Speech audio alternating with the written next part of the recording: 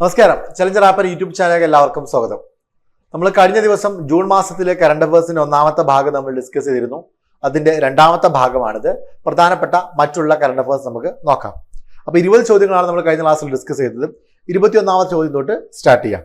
അപ്പൊ അതിനു മുമ്പ് നമ്മുടെ ചാനൽ ആരെങ്കിലും സബ്സ്ക്രൈബ് ചെയ്യാൻ വിട്ടുപോയിട്ടുണ്ടെങ്കിൽ ഇപ്പോൾ തന്നെ സബ്സ്ക്രൈബ് ചെയ്യുക. ബെൽ ഐക്കൺ പ്രസ് ചെയ്തുകൊണ്ട് നോട്ടിഫിക്കേഷൻ എനേബിൾ ചെയ്യുക. നമ്മുടെ ടെലഗ്രാം ഗ്രൂപ്പിന്റെ ലിങ്കും കൂടെ ഡിസ്ക്രിപ്ഷൻ ബോക്സിൽ കൊടുത്തിട്ടുണ്ട്. അതിൽ ക്ലിക്ക് ചെയ്തുകൊണ്ട് ടെലഗ്രാം ചാനലിലും ജോയിൻ ചെയ്യാം.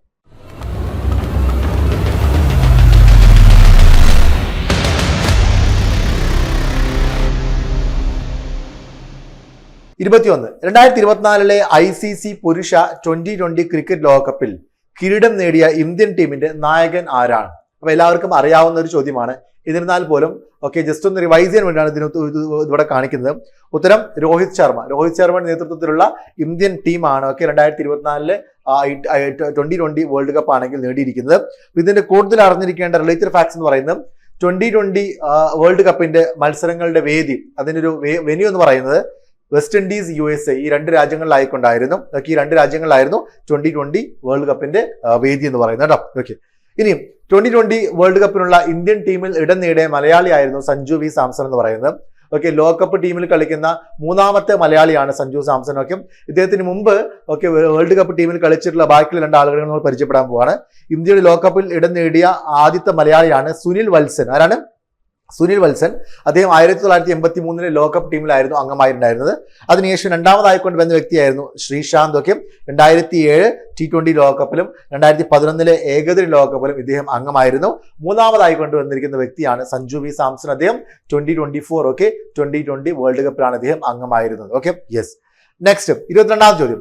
ട്രെയിനുകളിൽ സ്ത്രീ യാത്രക്കാരുടെ സുരക്ഷ ഉറപ്പാക്കുന്നതിന് വേണ്ടിയും സഹായങ്ങൾ നൽകുന്നതിന് വേണ്ടിയും റെയിൽവേ ആരംഭിച്ച പദ്ധതി ഏതാണ്?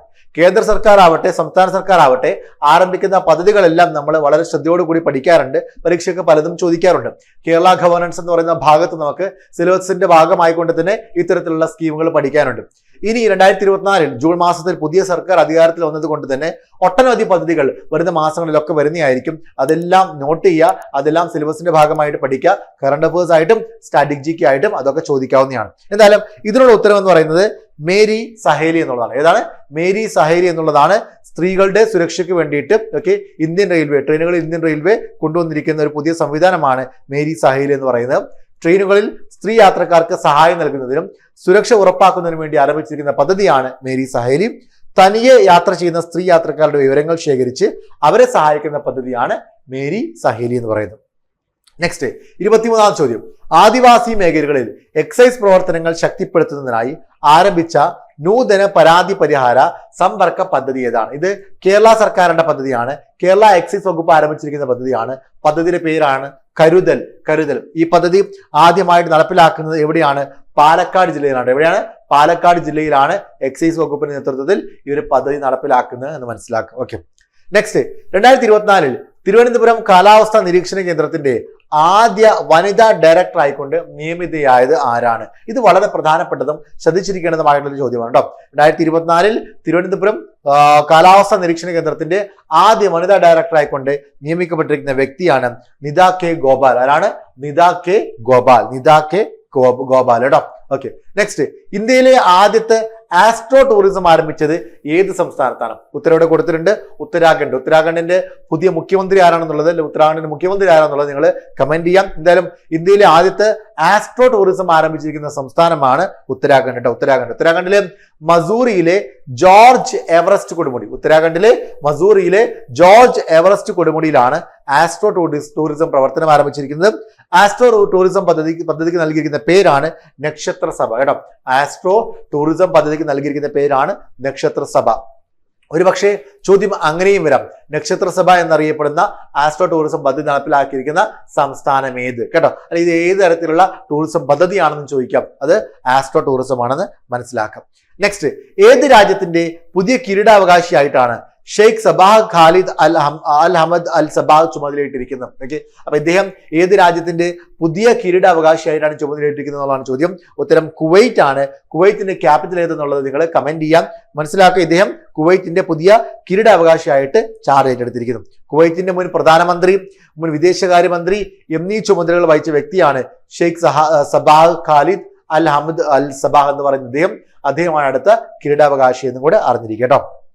നെക്സ്റ്റ്, വളരെ പ്രധാനപ്പെട്ടതും ചോദിക്കാൻ സാധ്യതയുള്ളതുമായിട്ടുള്ള മറ്റൊരു ചോദ്യമാണ് 2024 പി കേശവദേവ് സാഹിത്യ പുരസ്കാരത്തിന് അർഹനായതാരാണ്? 2024 പി കേശവദേവ് സാഹിത്യ പുരസ്കാരത്തിന് അർഹനായിരിക്കുന്ന വ്യക്തി ആരെന്നുള്ളതാണ് വളരെ പ്രധാനപ്പെട്ട ഉത്തരം. അടൂർ ഗോപാലകൃഷ്ണൻ. എല്ലാവർക്കും പരിചിതമായിട്ടുള്ള ഒരു പേരാണ്. അടൂർ ഗോപാലകൃഷ്ണനാണ് 2024 കെ പി കേശവദേവ് സാഹിത്യ പുരസ്കാരത്തിനും അർഹനായിരിക്കുന്നത് കേട്ടോ. ഓക്കെ, നെക്സ്റ്റ്, ഇന്ത്യയിലെ ആദ്യത്തെ AI അധിഷ്ഠിത ഫയർ ഡിറ്റക്ഷൻ സിസ്റ്റം സ്ഥാപിച്ച ടൈഗർ റിസർവ് ഏതെന്നുള്ളതാണ്. ഓക്കെ, ഇവിടെ രണ്ട് രീതിയിൽ ചോദിക്കാം. ഞാനിപ്പോ കൊടുത്തിരിക്കുന്ന പോലെ തന്നെ ഈ സംവിധാനം സ്ഥാപിച്ചിരിക്കുന്ന ടൈഗർ റിസർവ് ഏതെന്ന് ചോദിക്കാം, അല്ലെങ്കിൽ സ്റ്റാറ്റിക് ജികെയുടെ ഭാഗമായിക്കൊണ്ട് okay Pench tiger reserve, Pench കേട്ടോ, പെഞ്ച് ടൈഗർ റിസർവ് ഏത് സംസ്ഥാനത്ത് സ്ഥിതി ചെയ്യുന്നു അങ്ങനെയും ചോദിക്കാം. എന്തായാലും ഈ ഒരു AI അധിഷ്ഠിത ഫയർ ഡിറ്റക്ഷൻ സിസ്റ്റം സ്ഥാപിച്ചിരിക്കുന്ന ടൈഗർ റിസർവ് എന്ന് പറയുന്നത് പെഞ്ച് ടൈഗർ റിസർവ് ആണ്. മനസ്സിലാക്കുക, ഈ പെഞ്ച് ടൈഗർ റിസർവ് സ്ഥിതി ചെയ്യുന്ന എവിടെയാണ്? പെഞ്ച് ടൈഗർ റിസർവ് സ്ഥിതി ചെയ്യുന്നത് മധ്യപ്രദേശിലാണ്. മധ്യപ്രദേശാണ് ഇന്ത്യയിൽ ഏറ്റവും കൂടുതൽ നാഷണൽ പാർക്കുകളും മറ്റൊക്കെയുള്ള സംസ്ഥാനങ്ങളിൽ ഒന്നെന്ന് പറയുന്നത് ആ മധ്യപ്രദേശിലാണ് പെഞ്ച് ടൈഗർ റിസർവ് സ്ഥിതി ചെയ്യുന്നത്. മനസ്സിലാക്കുക, ഈ AI അധിഷ്ഠിത സംവിധാനത്തിന് നൽകിയിരിക്കുന്ന പേരാണ് പൻതേറ. എന്താണ്? പൻതേറ. അതുപോലെ തന്നെയാണെങ്കിൽ വനമേഖലയിൽ ഉണ്ടാകുന്ന കാട്ടുതീ കണ്ടെത്താൻ സഹായിക്കുന്ന ഒരു AI അധിഷ്ഠിത ഫയർ ഡിറ്റക്ഷൻ സംവിധാനമാണ് ഈ പൻതേറ എന്നും കൂടെ മനസ്സിലാക്കട്ടോ. അപ്പൊ പെഞ്ച് ടൈഗർ റിസർവ് സ്ഥിതി ചെയ്യുന്നത് മധ്യപ്രദേശിലാണ്. മധ്യപ്രദേശിലും റീസെന്റ് ഇലക്ഷൻ നടന്നിരുന്നു.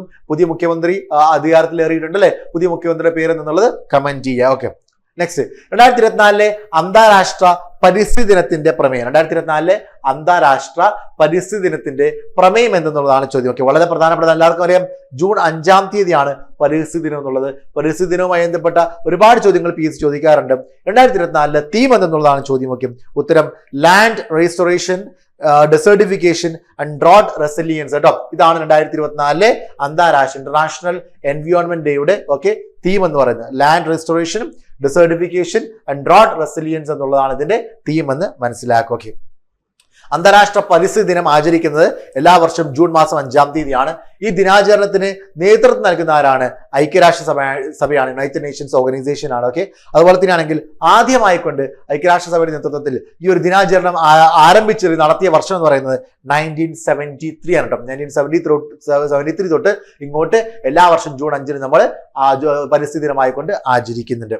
നെക്സ്റ്റ്, 2024 പരിസ്ഥിതി ദിനത്തോടനുബന്ധിച്ചുള്ള ആഘോഷങ്ങൾക്ക് ആതിഥേയത്വം വഹിച്ച രാജ്യം ഏതെന്നുള്ളതാണ് അടുത്ത ചോദ്യം. ഓക്കെ, ഇതിന്റെ ഒരു റിലേറ്റഡ് ഫാക്ട് ആണ് മനസ്സിലാക്കാം. 2024 പരിസ്ഥിതി ദിനത്തിന്റെ ആഘോഷങ്ങൾക്ക് ആതിഥേയത്വം വഹിച്ച രാജ്യമാണ് സൗദി അറേബ്യ. മാത്രമല്ല, ലോക പരിസ്ഥിതി ദിനത്തിന്റെ ഭാഗമായി കേരള സഹകരണ വകുപ്പ് നടപ്പിലാക്കിയ പദ്ധതിയാണ് നെറ്റ് സീറോ കാർബൺ എമിഷൻ പദ്ധതി. മനസ്സിലാക്കാം, ലോക പരിസ്ഥിതി ദിനത്തിന്റെ ഭാഗമായി കൊണ്ട് കേരള സഹകരണ വകുപ്പ് നടപ്പിലാക്കിയ പദ്ധതിയാണ് നെറ്റ് സീറോ കാർബൺ എമിഷൻ പദ്ധതി കേട്ടോ.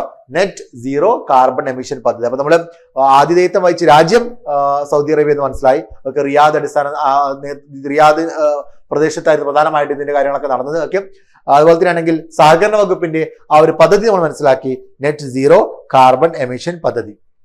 അടുത്തത്, പ്രകൃതിവാതക ഉപയോഗം പ്രോത്സാഹിപ്പിക്കുന്നതിന് വേണ്ടി വാ ക്യാ എനർജി ഹേ ക്യാമ്പയിൻ ആരംഭിച്ച സ്ഥാപനം ഏത്? വാ ക്യാ എനർജി ഹേ ക്യാമ്പയിൻ ആരംഭിച്ച സ്ഥാപനം ഏതാണ്? പ്രകൃതിവാതക ഉപയോഗം പ്രോത്സാഹിപ്പിക്കുന്നതിന് വേണ്ടി ഈ ഒരു ക്യാമ്പയിൻ ആരംഭിച്ച സ്ഥാപനമാണ് GAIL, gas authority of India limited എന്ന് പറയുന്ന സ്ഥാപനമാണ് വാ ക്യാ എനർജി ഹേ എന്ന് പറയുന്ന ഈ ഒരു ക്യാമ്പയിൻ ആരംഭിച്ചിരിക്കുന്നത്. പരിസ്ഥിതി സൗഹാർദ്ദ ഇന്ധനങ്ങളായ പ്രകൃതിവാതകവും കംപ്രസ് ചെയ്ത പ്രകൃതിവാതകവും പ്രോത്സാഹിപ്പിക്കുന്നതിന് വേണ്ടി നടത്തുന്ന ക്യാമ്പയിനാണ് ഈ ഒരു ക്യാമ്പയിൻ. ഗെയിലിന്റെ നേതൃത്വത്തിൽ നടത്തുന്ന ക്യാമ്പയിനാണ് ഇതെന്ന് മനസ്സിലാക്കാം. നെക്സ്റ്റ്, രാജ്യാന്തര ക്രിക്കറ്റിൽ 600 സിക്സുകൾ നേടിയ ആദ്യ താരം എന്ന റെക്കോർഡ് സ്വന്തമാക്കിയതാണ്. 600 സിക്സുകൾ നേടിയ ആദ്യ താരം എന്ന റെക്കോർഡ് കരസ്ഥമാക്കിയ താരം ആരെന്നുള്ളതാണ് ഉത്തരം. രോഹിത് ശർമ്മയാണ്. രോഹിത് ശർമ്മയെ കുറിച്ചായിരുന്നു നമ്മൾ ഒന്നാമത്തെ ഫാക്ട് എന്ന് പഠിച്ചത്. 2020 ഇന്ത്യൻ ടീമിന്റെ ക്യാപ്റ്റൻ ആയിരുന്നു രോഹിത് ശർമ്മ. വേൾഡ് കപ്പിന്റെ മനസ്സിലാക്കുക, 499 ഇന്നിംഗ്സുകളിൽ നിന്നാണ് രോഹിത് ശർമ്മ 600 സിക്സുകൾ നേടിയിരിക്കുന്നത്. ഓക്കെ, ഏറ്റവും കൂടുതൽ സിക്സുകൾ നേടിയിരിക്കുന്ന അല്ലെങ്കിൽ സിക്സുകൾ അടിച്ച രണ്ടാം സ്ഥാനത്ത് നിൽക്കുന്ന താരമാണ് ക്രിസ് ഗെയിൽ എന്ന് പറയുന്നത്. ഓക്കെ, 553 സിക്സുകളാണ് ഓക്കെ വെസ്റ്റ് ഇൻഡീസ് താരമായിട്ടുള്ള ക്രിസ് ഗെയിൽ അടിച്ചു കൂട്ടിയതൊക്കെ. പട്ടികയിൽ 3-ാം സ്ഥാനത്ത് നിൽക്കുന്നത് ഷാഹിദ് അഫ്രീദിയാണ്, മുൻ പാകിസ്ഥാൻ താരമാണ്. 476 സിക്സുകളാണ് ഷാഹിദ് അഫ്രീദി അടിച്ചിരിക്കുന്നത്. അപ്പോൾ 1-ാം സ്ഥാനത്ത് രോഹിത് ശർമ്മ 600 സിക്സുകളും 2-ാം സ്ഥാനത്ത് 553 സിക്സുകളുമായിട്ട് ആരാണ്? ക്രിസ് ഗെയിൽ ആണ്. 3-ാം സ്ഥാനത്ത് മുൻ പാകിസ്ഥാൻ ക്യാപ്റ്റൻ ഷാഹിദ് അഫ്രീദി 476 സിക്സുകളാണ് കേട്ടോ. കേരളത്തിൽ ഗ്രീൻ ഹൈഡ്രജൻ വാലി പദ്ധതി നടപ്പാക്കുന്നത് എവിടെയെല്ലാമാണ്? ഗ്രീൻ ഹൈഡ്രജൻ വാലി പദ്ധതി നടപ്പിലാക്കുന്നത് എവിടെയെല്ലാമാണ്? അപ്പൊ കേരളത്തിൽ മാത്രമല്ല, ഇന്ത്യയിൽ ഒട്ടാകെ വിവിധ സിറ്റികളിൽ ഈ പറയുന്ന ഗ്രീൻ ഹൈഡ്രജൻ വാലി പദ്ധതി നടപ്പിലാക്കുന്നുണ്ട്. കേരളത്തിൽ നടപ്പിലാക്കുന്നത് 2 സിറ്റികളിലാണ്, 2 പ്രദേശത്താണ്. ഒന്ന് തിരുവനന്തപുരം, മറ്റൊന്ന് എറണാകുളം. കേട്ടോ, മനസ്സിലാക്കാം. പദ്ധതി നടപ്പിലാക്കുന്ന മറ്റു ഇന്ത്യൻ നഗരങ്ങളാണ് ഒന്ന് പൂനെ, ഓക്കെ, മറ്റൊന്ന് ഭുവനേശ്വർ, മറ്റൊന്ന് ജോധ്പൂർ. ഓക്കെ, മഹാരാഷ്ട്രയിലെ പൂനെ, ഒഡീഷയിലെ ഭുവനേശ്വർ, രാജസ്ഥാനിലെ ജോധ്പൂർ എന്നീ പ്രദേശങ്ങളിലും ഈ green hydrogen Valley green hydrogen Valley പദ്ധതി നടപ്പിലാക്കുന്നുണ്ട്. അതിന് പുറമെ കേരളത്തിലെ എറണാകുളവും അതുപോലെ തന്നെയാണെങ്കിൽ തിരുവനന്തപുരം. പദ്ധതിക്ക് നേതൃത്വം നൽകുന്നത് കേന്ദ്ര ശാസ്ത്ര സാങ്കേതിക മന്ത്രാലയമാണ്. ഇതിന്റെ ചോദ്യം വരികയാണെങ്കിൽ ഏത് മന്ത്രാലയത്തിന് കീഴിലാണ് ഈ പദ്ധതി നടപ്പിലാക്കുന്നത് ചോദിച്ചു കഴിഞ്ഞാൽ ഒരിക്കലും എൻവയോൺമെന്റ് മിനിസ്ട്രി അല്ല, ഇത് കേന്ദ്ര ശാസ്ത്ര സാങ്കേതിക മന്ത്രാലയമാണ്. ഓക്കെ, ഗ്രീൻ ഹൈഡ്രജൻ വാലി എന്ന് പറഞ്ഞാൽ പ്രകൃതി സൗഹൃദമായി ഗ്രീൻ ഹൈഡ്രജൻ ഇന്ധനം ഒന്നിലേറെ മേഖലകളിൽ ഉപയോഗിക്കുന്ന പ്രദേശത്തെയാണ് ഗ്രീൻ ഹൈഡ്രജൻ വാലി എന്ന് പറയുന്നത്. കേട്ടോ, അപ്പൊ ഇത് എന്താണെന്ന് ചോദിക്കാനുള്ള സാധ്യത കുറവാണ്. ഈ ഒരു സിറ്റികളുടെ പേര് മനസ്സിലാക്കാൻ വേണ്ടി ശ്രമിക്കുക, മനസ്സിലാക്കി വെക്കുക. ക്ലിയർ ആണല്ലോ? Okay, next. 2024 ജൂണിൽ അന്തരിച്ച പ്രശസ്ത സിനിമാ നിർമ്മാതാവും വ്യവസായിയും ഈ നാട് പത്രത്തിന്റെ ഉടമസ്ഥനുമായ വ്യക്തി ആരാണ്? അപ്പൊ ഇത് ഒരുപാട് ഹിന്റുകൾ ചോദ്യത്തിൽ തന്നെ തന്നിട്ടുണ്ട്. സിനിമാ നിർമ്മാതാവാണ്, ഓക്കെ, വ്യവസായിയാണ്, ഈ നാടെന്ന് പറയുന്ന പത്രത്തിന്റെ ഉടമസ്ഥനാണ്. ആരാണ് ഇദ്ദേഹം എന്നുള്ളതാണ് ചോദ്യം. ഉത്തരം ചെറുകുരി രാമോജി റാവു. അല്ലെ, ചെറുകുരി രാമോജി റാവു നമുക്ക് എല്ലാവർക്കും അറിയാവുന്നതാണ്. ലോകത്തിലെ ഏറ്റവും വലിയ ചലച്ചിത്ര നിർമ്മാണ കേന്ദ്രമായിട്ടുള്ള റാമോജി ഫിലിം സിറ്റി, ആ റാമോജി ഫിലിം സിറ്റിയുടെ സ്ഥാപകനാണ് ഈ ചെറുകുരി രാമോജി റാവു എന്ന് പറയുന്നത്. അദ്ദേഹം റാമോജി ഫിലിം സിറ്റി സ്ഥിതി ചെയ്യുന്നത് ഹൈദരാബാദിലാണ്, തെലങ്കാനയിലെ ഹൈദരാബാദിലാണ്. റാമോജി റാവുവിന്റെ ഉടമസ്ഥതയിലുള്ള ദിനപത്രമാണ് ഈ നാടെന്ന് പറയുന്നത്. കേട്ടോ, ഇദ്ദേഹത്തിന്റെ നേതൃത്വത്തിലുള്ള ഉടമസ്ഥതയിലുള്ള ദിനപത്രമാണ് ഈ നാടെന്ന് പറയുന്നത്. അദ്ദേഹത്തിന്റെ ഉടമസ്ഥതയിലുള്ള മാധ്യമ സ്ഥാപനമാണ് ETV നെറ്റ്വർക്ക്. കേട്ടോ, ETV നെറ്റ്വർക്ക്. അതുപോലെ തന്നെ ആണെങ്കിൽ അദ്ദേഹത്തിന്റെ ഉടമസ്ഥതയിലുള്ള ചലച്ചിത്ര നിർമ്മാണ കമ്പനിയാണ് ഉഷ കിരൺ മൂവീസ്. മാത്രമല്ല പത്മവിഭൂഷൺ, ഇദ്ദേഹത്തിന് പത്മവിഭൂഷൺ ലഭിച്ചിട്ടുണ്ട്. നമുക്കറിയാം പത്മവിഭൂഷണാണ് 2ാം സ്ഥാനത്ത് നിൽക്കുന്ന സിവിലിയൻ ബഹുമതിയാണ്. 2016 ഇദ്ദേഹത്തിന് പത്മവിഭൂഷൺ ലഭിച്ചിരിക്കുന്നത്. ദേശീയ ചലച്ചിത്ര അവാർഡ് ലഭിച്ചത് 2000-ലാണ്. ദേശീയ ചലച്ചിത്ര പുരസ്കാരത്തിന് അർഹമായ ചിത്രമാണ് നുവ്വേ കാവലി എന്ന് പറയുന്ന ചിത്രം.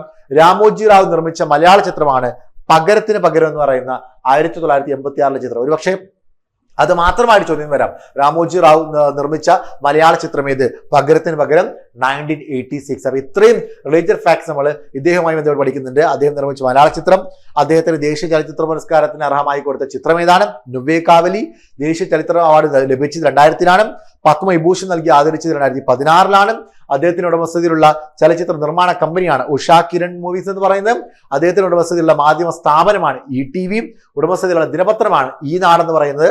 അദ്ദേഹം നിർമ്മിച്ച ലോകത്തിലെ ഏറ്റവും വലിയ ചലച്ചിത്ര നിർമ്മാണ കേന്ദ്രമായ റാമോജി ഫിലിം സിറ്റി സ്ഥിതി ചെയ്യുന്നത് ഹൈദരാബാദിലാണ്. Okay, next.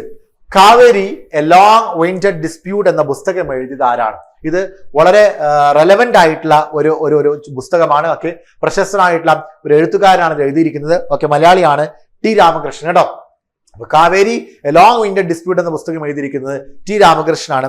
അറിഞ്ഞിരിക്കുക, കർണാടക, തമിഴ്നാട് സംസ്ഥാനങ്ങൾക്കിടയിലുള്ള കാവേരി നദീജല തർക്കത്തെ ആസ്പദമാക്കി രചിച്ച പുസ്തകമാണ് Kaveri a long winded dispute എന്ന് പറയുന്നത്. കേട്ടോ, ഓക്കെ, T രാമകൃഷ്ണൻ.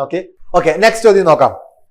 2024 ലോക പരിസ്ഥിതി ദിനത്തിൽ റാംസർ പട്ടികയിൽ ഉൾപ്പെട്ട നാഗി, നക്തി പക്ഷി സങ്കേതങ്ങൾ ഏത് സംസ്ഥാനത്താണ് സ്ഥിതി ചെയ്യുന്നത്? വളരെ വളരെ പ്രധാനപ്പെട്ട ചോദ്യമാണ്. ഓക്കെ, ചോദിക്കാൻ സാധ്യതയുള്ള ഒരു ചോദ്യമാണ്. ഓക്കെ, നാഗി, നക്തി പക്ഷി സങ്കേതങ്ങൾ ബേർഡ് സാങ്ച്വറി സ്ഥിതി ചെയ്യുന്ന സംസ്ഥാനം ഏതെന്നുള്ളതാണ്.